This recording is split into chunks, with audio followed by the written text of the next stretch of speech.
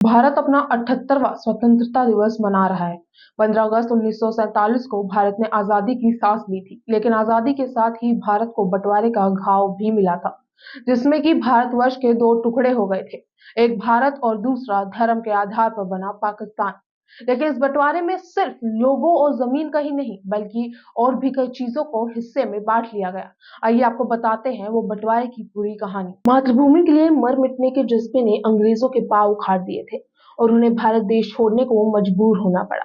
लेकिन जाते जाते अंग्रेजों ने बंटवारे की ऐसी चिंगारी छोड़ी जो देखते ही देखते भीषण आग में तब्दील हो गई और लाखों लोगों का कत्लेआम हो गया। भारत को दो हिस्सों में बांटने की जिम्मेदारी ब्रिटिश वकील सर सिरिल रेडक्लिफ को मिली थी। उन्होंने भारत के नक्शे पर रेखा खींचकर 14 अगस्त 1947 को पाकिस्तान और 15 अगस्त 1947 को भारत को अलग अलग राष्ट्र घोषित कर दिया।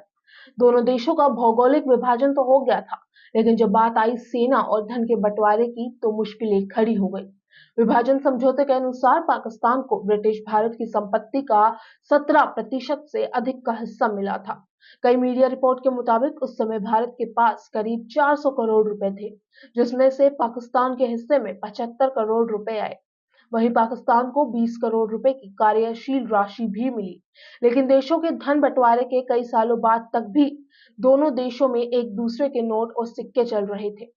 असल में विभाजन परिषद ने दोनों देशों को 31 मार्च 1948 तक मौजूदा सिक्कों और मुद्रा को जारी रखने और पाकिस्तान को 11 अप्रैल से 30 सितंबर 1948 के बीच नए सिक्के और नोट जारी करने का फैसला सुनाया था।